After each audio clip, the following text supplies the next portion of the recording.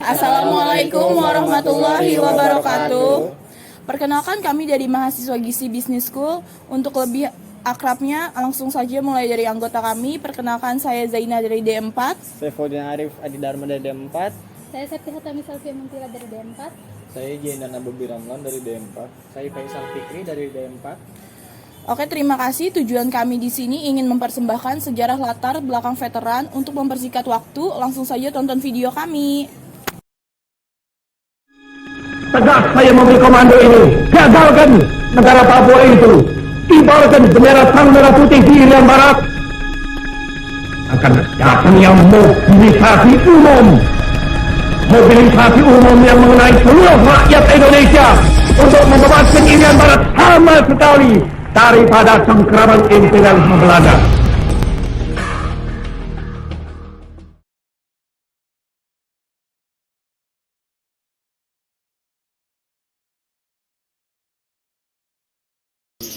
Maaf, untuk namanya siapa Pak? Nama saya Yosef Dole Lehera. Untuk Bapak kan sebelumnya latar belakang menjadi veteran itu seperti apa Pak? Latar belakangnya pertama tahun 1958 terjadi perang Indonesia Timur, yaitu Permesta. Dan kebetulan pada waktu saya bekerja sebagai pegawai sipil, dilatih benar-benar seperti prajurit Angkatan Udara, benar-benar dilatih. Waktu itu komandan pangkat katakan, kalau kalian ini benar-benar disiplin, saya akan kirim kamu ke Jawa, ke Margahayu. Di sana sekolah para. Sekolah para ini dan sewaktu-waktu ada diterjunkan di medan perang. 14 pegawai sipil katakan, siap komandan. Akhirnya benar, dikirim ke Solo. Di sana kami rekrut 6 bulan, belajar mengenai militer segala macam.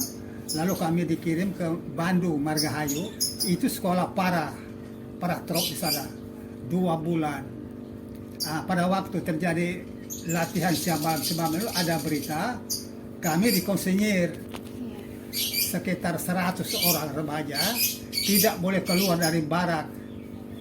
Dan kami praduga bahwa kemungkinan ini kami akan dikirim ke Irian Barat, karena pada waktu itulah Irian Barat sudah mulai panas dan banyak teman kami dikirim ke sana, ke Irian Barat sebagai penyusup sana. Akhirnya tiba giliran kami berangkat ke sana. Itu udah sekaligus cerita apa Bapak selama jadi veteran di zaman dulu penjajahan ya Pak ya? Menjadi veteran itu ada 2 golongan. Pertama veteran pejuang. Veteran pejuang itu dari waktu Indonesia bergolak jadi 45. Mereka musuh Belanda. Kemudian yang kedua veteran pembela. Itu saya.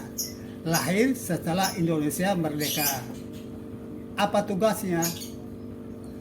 Pada waktu itu Irian Barat, Bung Karno katakan rebut Irian Barat. Dan kami dikirim sana 100 lebih prajurit muda, remaja semua ke sana. Diterjunkan malam hari di kota Merauke. Paginya dadedor. Dan Anda harus berterima kasih kepada negara. Pada waktu itu pelatih instrukturnya benar-benar menjiwai pelatih. Dia latih benar-benar, memang keras, tegas. Ditanya, kamu sanggup atau tidak menjadi paratro? Kalau tidak sanggup, sekarang kamu keluar. Setelah kami turun, langsung paginya sudah dadedor. Dan Indonesia ini, tentara Indonesia ini nakal ini sudah diajarin. Misalnya satu di Bondongan dan mancing nembak. Nanti di Taman Bahagia Utara itu siap menembak.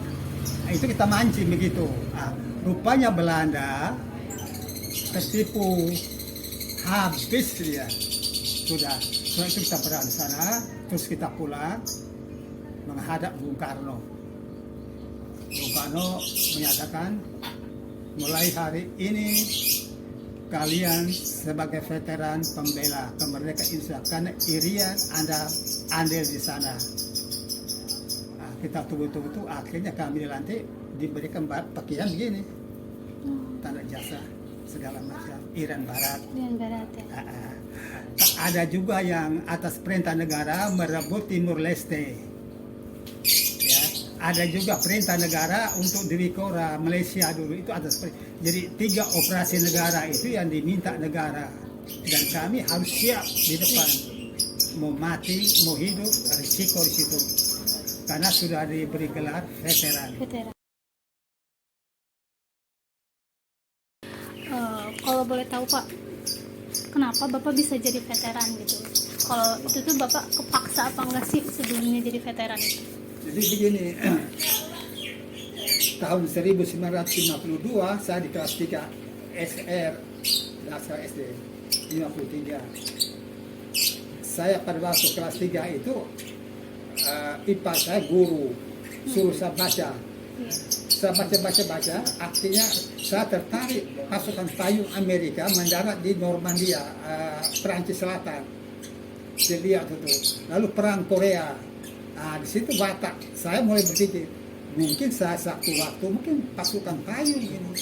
Nah, terus dalam perjalanan waktu akhirnya saya kerja di pangkalan angkatan udara Maumere Flores. Keinginan menjadi tentara pasukan payung itu masih tetap. Akhirnya benar. Oktober 61 dikirim ke Solo latihan, kemudian dikirim ke Bandung, Margahayu untuk latihan para untuk terjun, dan perjalanan hidup saya tidak sampai hanya di Jawa, ternyata ikut andil di Irian Barat, merebut Irian Barat sampai akhirnya gelar veteran dengan tanda jasa. Bapak asli orang sini apa? Ya. Dari orang mana? Bapak tinggal di sini tuh merantau apa gimana Pak? Saya rumah saya sebesar ini anak saya karena kosong kita ke sini. Jadi sampai pensiun kami tinggal di sini. Di sini ya. Rumah ini tadinya mau diambil negara, datang kenapa nggak jadi ya kami tinggal. Tahun berapa Bapak ikut serta dalam membela negara itu Pak? Kalau saya hitung-hitung 1 April 1962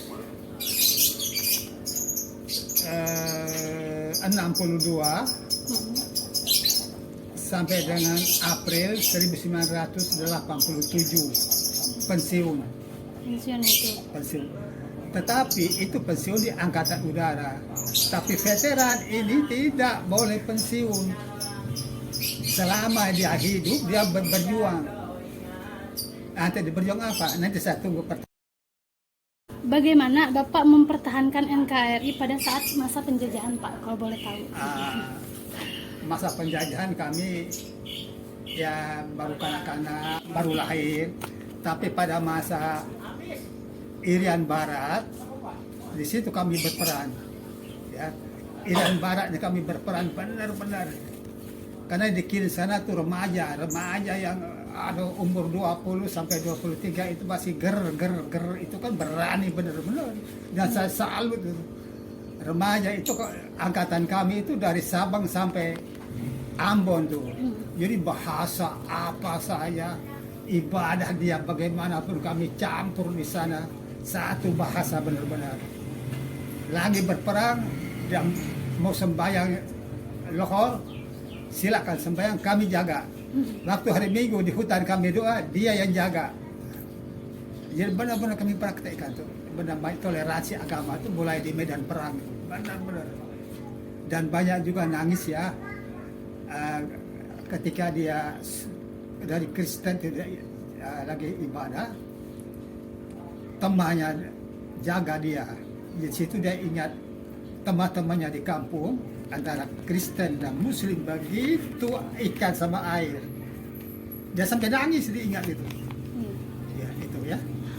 Itu kan udah termasuk dalam Pancasila ya Pak? Nah, dalam penjajahan kami ikut dalam Iran Barat itu. Iya. Kalau menurut Bapak Pancasila dalam arti dari dalam bahasa Bapak sebagai veteran di Malapa, Pancasila itu apa sih? Begini, memang saya baca di koran ini ya gimana mengenai Pancasila ini. Sebenarnya Pancasila itu dari dulu sudah ada. Bung Karno tahun 59 itu kembali ke 1945 dan kenapa lahirnya di Ende, Flores. Begini, orang Flores ini ya terus sebarkan. Satu, kalau hari Natal itu remaja masjid itu jaga pakia seperti Anda, jilbab. Dia jaga malam Natal seperti nanti malam ini. Itu orang berjilbab. Hari Natalnya ibadat sama dengan Anda. Malam tahun baru mereka ibadat sama dengan Anda. Itu. Dan pada waktu Idul Adha, Idul Fitri, tidak ada dari Kristen mulai. Kenapa itu terjadi? Karena pada waktu jajahan Belanda itu sekolah katakan maaf ya, Muslim ini ya ada mata sebelah akhir tapi untung Ustadz yang sekalian Ustadz itu sekolahnya sampai kelas 6 di Katolik. Di sana orang tua sana lah bahasa sana, mari jo kita kumpul-kumpul, akhirnya tradisi toleransi itu di Flores Timur itu luar biasa. Sehingga kalau kita melihat kenapa Bung Karno mencetuskan itu di Pancasila ada di sana, karena menurut para tua-tua itu dia panggil dari Muslim, dia panggil dari Kristen, nah duduk sana bicara. Menurut cerita itu silsilah itu sampai kami itu diajari, dia panggil duduk rundingan mengenai dasar negara itu dipanggil wakil dari semua Kristen duduk ayo, nanti dia ambil keputusan. Akhirnya dia bikin 5 Pancasila itu. Dan seperti orang Flores di sana, Mbak, kalau bangun rumah, duit, tapi nanti orang kampung itu akan datang. Ada yang bawa kayu, ada yang bawa semen, ada yang bawa kayu. Dan kan daerah gempa, di sana rumah saya gempa, itu bawa alang itu buat atap. Sehingga tahun berapa Megawati presiden ke sana, dia heran-heran, dia lihat rumah itu tidak ada roboh. Lalu dia masuk, ternyata rumah tidak roboh karena ditancap di tanah dan dindingnya bambu. Jadi kalau kampung saya gempa goyang-goyang, orang tidur biasa aja, tidak takut. Itu. Kemudian bangun rumah juga begitu, dan ya membangun rumah juga dibangun rumah ibadah apakah pokoknya hari raya itu ya begitu sih ya. Menurut kami memang Ende itu pusat lahirnya Pancasila karena Bung Karno dia manggil pihak Muslim, dia panggil Kristen, dia panggil NU, dia panggil Muhammadiyah, dia panggil, ayo kamu tiga ngomong di situ sama dari aliran agama yang lain, ayo ngomong. Bung Karno mengambil kesimpulan, oh begini ketuhan yang Maha Esa. Oh di sana itu ada orang sembahyang di bawah pohon, jatuhannya tidak tahu tapi dia percaya kepada Tuhan meskipun dia doa di bawah pohon. Dia tidak tahu Tuhannya siapa, tapi dia doa. Oh itu bagus. Bung Karno dia ke Tuhan yang Maha Esa. Terlahirnya Pancasila ya Pak. Ya, itu aja kira. Terus kalau Bapak nih ngelihat kondisi Indonesia saat ini tuh saran dari Bapak tuh apa? Begini, kami veteran sudah usul sudah ya. Sekarang generasi muda ini yang saya minta, kami veteran minta supaya belajar apa yang terbaik. Generasi tua itu dibelajar studi banding dengan keadaan sekarang. Kalau dulu begitu banyak orang tua, begitu toleransinya luar biasa, sekarang Anda praktekkan itu. mempraktekkan itu. Harus remaja. Kalau remaja sekarang tidak mempraktekkan itu bubar nanti. Masuk apa dikatakan garpu apa nama toleransi apa radikal itu kan hancur. Jadi pusatnya itu generasi muda itu benar-benar karena orang tua tempo dulu mengajarkan toleransi. Anda tugasnya pertahankan. Jangan mana agama apa agama di pribadinya dia. Tadi waktu pertama saya doa, bikin tanda saya ini agama saya matakan demikian. Ada Allah sebagai itu jadi ini yang kita praktekkan supaya Pancasila ini benar-benar pertahankan dia. Jangan kemudian ini yang penting, Mbak. Jawa Barat ini pertama kali saya masuk di Bandung luar biasa saya salut. Mengapa? Makan bareng. Itu yang ini. Dan kami kalau latihan di kota pas orang kampung itu dipimpin Pak Ustadz lagi makan bareng, tentara suruh makan. Pak makan untuk usah bayar. Ini tradisi kami, ya makan. Jadi makan bareng ini mulai dari sekarang yang hilangan. Kemudian karena kita di Jawa Barat, budaya Sunda ini jangan hilang. Sebab apa? Karena saya orang Flores, orang Indonesia Timur, lihat begitu bagusnya tradisi kebudayaan Jawa Barat ini luar biasa. Kalian itu pertahankan. Nanti tanya kepada kakek-kakek yang dulu mereka buat apa di kampung. Kelawang Gintu misalnya, ya. Pusat Kelawang Gintu. Bapak seperti ajaran Mbah Dalam apa namanya? Leluhur dulu apa. Kalian mulai gali lalu tahan. Jangan kalian anggap masa bodoh. Jangan. Kalian ini kami lihat ya, kami veteran selalu mengingatkan kalau kita veteran ini sudah tua, usul, generasi muda kita tidak didik, kita juga berdosa kepada Yang Maha Kuasa loh. Jadi di mana kita berada, ada kumpul dengan remaja, tularkan pengalaman itu kepada generasi muda. Kenapa remaja sekarang tidak perlu dengan Pancasila? Sekali lagi saya jujur sih, satu anggota veteran saya katakan itu kurang didikan dari orang tua. Orang tua itu yang melahirkan kita, orang tua di tingkat pemerintahan kah, orang tua di masyarakat kah, kurang memberikan penjelasan yang benar-benar kepada generasi muda. Generasi muda tidak salah. Contoh, mengapa pelajar tawuran dari rumah bukan bak buku bak curi itu kesalahan Jadi orang tua. Ya orang tua bukan orang tua yang melahirkan, masyarakat jadi mendidik yang salah sehingga generasi muda kasih kita lihat macam kan tawuran pakai bawa celurit segala macam. Tugas kalian ini harus meluruskan benar-benar bagaimana aku tugas kalian ditantang itu bisa tidak ke depan ini baik ini ya.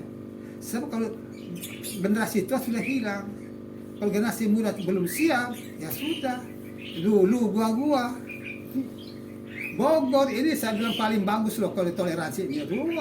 Bagaimana saya berkali-kali kasih penjelasan bagaimana saya orang Kristen, teman saya dulu ketua MUI Bogor Selatan loh, Ece Hidayat itu. Saya sering selamat lebaran di mana di kampus saya ke rumahnya dia baik-baik, dia datang ke rumah kita baik-baik deh. Luar biasa Bogor ini. Kalau kita saya dengan tenang dengan pikirannya cerdas, luar biasa Bogor ini ya. Cuma rusak remaja tawuran ini. Aduh, saya bilang. pesannya Pak, pesan untuk kita generasi muda nanti ke depannya seperti apa? Bagaimana? Untuk pesan kita untuk kita kan sebagai generasi muda nih Pak. Iya. Pesan dari Bapak seorang veteran untuk kita gitu. Ya, pesan kita Anda semua generasi muda bersama tradisi Jawa Barat mulai detik saya dari Jawa Barat dulu buka main dia toleransinya luar biasa. Sekarang mulai luntur. Kenapa luntur? Sekali lagi di radar Bogor gaya Barat, awas kalian, gaya Barat masuk. Pakaian sudah bagus-bagus di bawah, sekarang pakaian di atas lutut. Celana pendek pamer-pamer paha kemana-mana, awas. Generasi muda harus benar-benar pakai. Seperti tidak dimulai dari Bogor ini. Kalau Bogor itu perlu kita masuk di sini, kita nggak boleh sembarangan sampai sekarang. Jadi budaya Bogor itu jangan sampai hilang, kebudayaannya dia. Ada apa dulu? Belajar coba itu. Dan jangan lupa toleransi beragama. Jangan lupa, itu penting sekali. Rangkul dia. Sekali-sekali remaja Muslim, Kristen, main volley, apa aja. Main volley aja nggak ada apa volley. Pertandingan bohong-bohongan, tapi aja yang penting kerukunan itu. Kedua, saling menghargai. Kami tentara dulu, waktu kami tugas, waktunya lohor, udah sembahyang kami jaga di medan perang. Hari Minggu di hutan kami sembahyang, Muslim yang jaga dengan senjata. Ya kami praktekkan sampai sekarang, veteran itu. Jadi apa yang kami dapat waktu medan perang ini, sekarang kami bagus. Yang kedua, Anda hati-hati dengan narkoba. Jangan ingin kaya terlibat. Lebih baik menjadi pemulung daripada jadi di polisi, di matahan. Sebenarnya Allah itu memberikan kita tuh otak, telinga, hati itu mendengar. Gunakan itu. Saya baca di Radar Bogor itu penulisnya bukan main, dia ingatkan masa remaja tuh. Dia tulis baik-baik. Dia kan baca Radar Bogor, surat pembaca itu. Menurut kesan, mengenai toleransi, budaya, apa segala macam itu. Nah, kalian pertahankan itu. Ya, jadi pesan saya, budaya kota Bogor ini ada. Nah, sekarang ada bentuk KWB, kerukunan warga Bogor. Nah, itu dimulai timbul tuh koran hari ini, KWB. Jadi Bogor dulu maju, beri contoh. Karena tempo dulu itu Jawa Barat ini, dan awas kesenian nenggali pujaan akar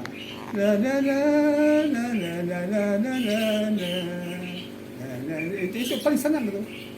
Jadi kesenian Sunda ini dari dulu begitu indah, kalian robah dengan irama sekarang, berani robah. Siapa yang talentanya kesenian maju.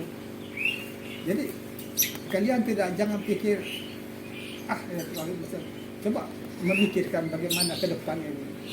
Biasanya begini Mbak, kalau ada reuni itu lahir beberapa program ke depan. Kami ada ke reuni, begitu di teman muncul program ke depan itu apa? Angkatan tentara tahun 60 ya, mau apa kepada masyarakat? Oh, bilang arisan dengan rakyat. Nah, arisan.